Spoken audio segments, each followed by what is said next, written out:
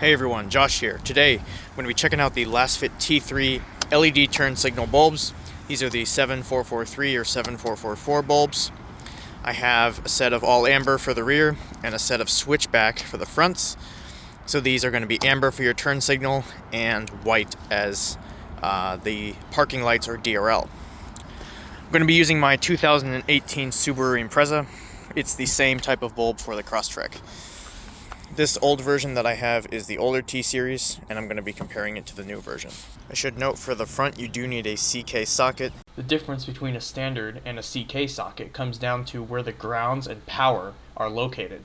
This only applies to your 7443 or 7444 dual brightness bulbs and does not apply to 7440 bulbs, which are single brightness only, such as what's used in the rear of this vehicle. The incandescent bulbs do not care whether you have a standard or a CK socket, but LED bulbs do.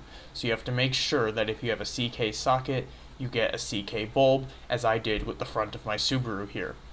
The best way to find out is going to be using the internet, as unless you're very familiar with a multimeter and how to use it to check such things, it can be very tricky to test the vehicle itself. In the rear, I'm also running the older T-Series bulb, which we'll be replacing. You can see that the older one has the four corners at a diagonal, and the new one has them square. So I've partially taken the cap off of the bulb here because I want to show you some really good design here. Again, I don't recommend that you take yours off because if you don't know what you're doing, you can damage it. And what you can see that they've done here is you can see that up here, if you look in this ceramic cap, that's where the resistor is located. So the resistor is located in this cap up here. Then we have this separator piece here in the center here, this piece right here. And then you can see it's connected inside to the circuit boards. And this is good because it keeps this defeating resistor here, which is going to fool the vehicle into thinking there's a regular bulb here, is kept away from the driver for the LEDs.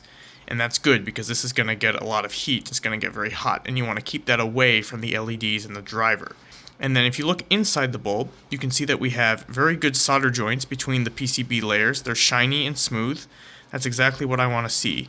And then we have this nice metal heatsink that is encompassing the different areas of the LED. And overall, this is a very good design product. So I'm really happy with the construction here, and I definitely think this is designed correctly. Okay guys, we're now checking out the DRL mode on the switchback here. You can see, there it is. We're using about a little under a watt at 12 volts. And now we're testing the turn signal, and you can see it's using about 10 watts here at 12 volts. For this side, the driver's side, it's pretty easy to get to the turn signal bulb. You can see it right there. However, for the passenger side, you have to remove this air manifold. It is in the way. And this is very easy to do. You're just going to get your flathead screwdriver, turn it like that, and you can see that these clips will come up a little bit. I'm going to pull out the inner piece here. Now, these are not captive. Yours may be. If yours are not captive, just make sure you don't lose this inner piece. And then from there, you can lift the clip out like that.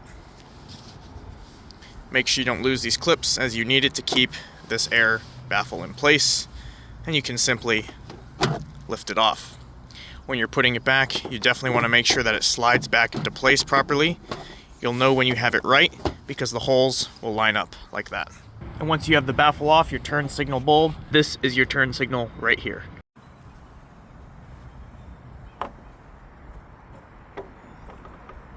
For the old bulbs, you do want to use gloves. You don't want to get your oils on the factory bulbs, but with LEDs it doesn't matter.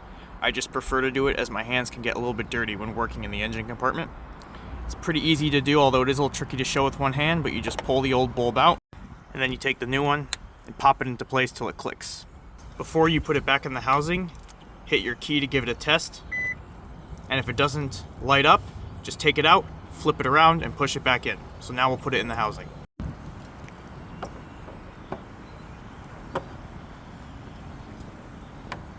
Comparing the two bulbs side by side, you can see that the new T3 has slightly less LEDs. This was done for multiple reasons. However, the new lights are still super bright and super high quality. We're now going to do the rear.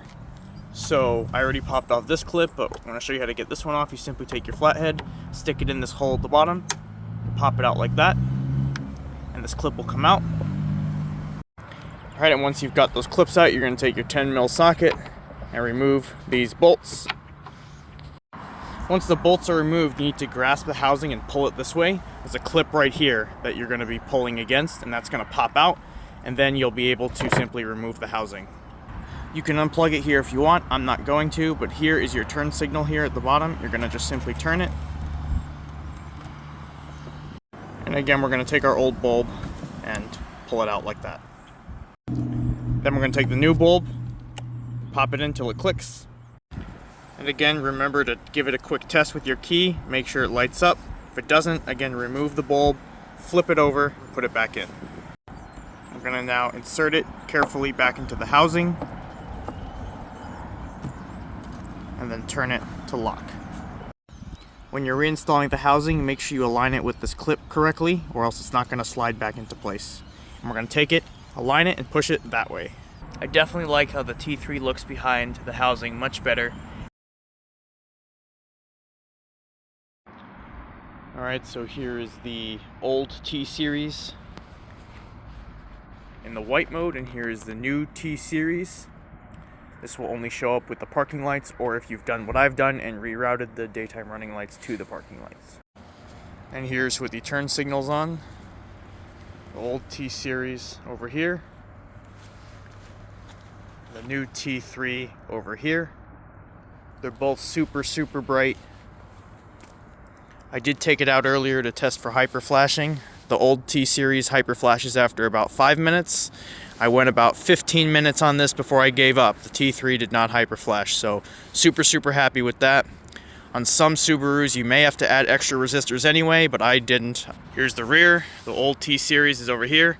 The new T3 is over here. You can see, you can't even tell the difference, but again, the T3 is gonna last longer before having any hyper flash issues.